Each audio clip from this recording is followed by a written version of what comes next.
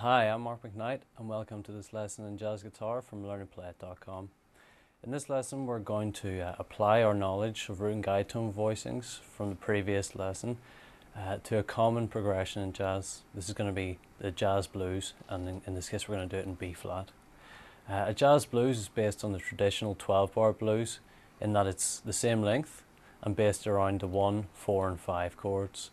The main difference in jazz is that we add further chords to the progression, so it ends up being slightly more colourful and varied in terms of harmony. So let's first go through and examine the progression, and in each case decide on a chord shape, a root and guide tone shape that we're going to use to be able to come through it from start to finish. So when learning a new progression, I think it's very helpful to work with a limited number of possible shapes for each chord and practice these consistently. This certainly helps me to memorize the progression quickly and to get used to its sound. So let's get started. As we're looking at the B flat blues, it makes sense that our first chord is going to be B flat 7 in exactly the same way as in more traditional blues. So let's find a voicing that works for that. I'm going to suggest that we start with the root note here on fret number 6 of the low E string, and if you remember correctly, our dominant 7th chord root and guide tone voicing was 1, 3 and flat 7. So we can either play that or we can move the third up by 1 octave and play that. I'm going to suggest we go for the latter of those and stick with this voicing. It's slightly more clear. That first voicing is maybe a little more muddy in that register, so this is going to be our voicing for B flat 7. Okay, in bar 2 we're going to move to the 4 chord, and by this we mean the chord which has its root on the 4th degree of the key around which the progression is based. So as we're playing a B flat blues, it makes sense that the 4 chord is going to be on E flat 7. It's going to be an E flat 7, given that E flat is a perfect 4th above B. For this, we're going to have a number of options given the root and guide tone voicings we've learned so far. We've actually got 4.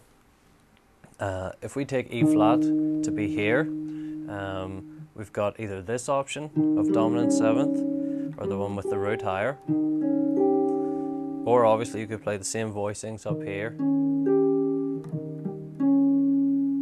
Okay, so automatically we can say there's no point in going the whole way up there to play the voicing. We may as well keep it in the same area of the neck. And I'm going to suggest that whenever we're trying to decide which of these two voicings is going to be more appropriate, we're going to consider something that's called voice leading. So basically what voice leading is moving from one chord to the next and minimizing the distance that each note in the voicing, number 1, has to move in order to reach its position in chord number 2. So we know that the B flat, the root of the first chord, is going to have to move up to E flat. So that's really out of our hands at this point. So what we're really looking at are the guide tones, and we want to make the guide tones move as little as possible in order to voice lead. So let's just look at the 2 possible voicings for E flat and see which one provides less movement. From there to there, we can see that the whole voicing is kind of moving in parallel, whereas if we go from here to here and we remove the bass notes, we can see that the guide tones move down by 1 semitone, and that the voicing is in the same area of the neck. Therefore I'm going to suggest that as our next voicing we play this for E flat 7. So in bar 3 we move back to B flat, and there's no reason why we shouldn't just use the same voicing as before. So we got 1, 2, 3. Now bars 4 and 5 contain the chords F minor 7, B flat 7 and E flat 7. These represent a very common progression in jazz called a 2-5-1. The purpose of a 2-5-1 is to target the 1 chord by building tension before it with the 2 and the 5. This means that whenever we arrive at the 1 chord, it sounds like a point of resolution as it releases the tension which we've built up when we play the 2 and the 5. In this case, the F minor 7 is the 2, the B flat 7 is the 5, and the E flat 7 is the 1. Again, using voice leading, we're going to arrive at 3 of the most logical voicings for these particular chords. And I'm going to suggest we play F minor 7 here. If you look, B flat 7 before it was there, so the root has to move up to F. We keep the same guide tone there, the A flat, and the D moves up to E flat, so we get F minor 7.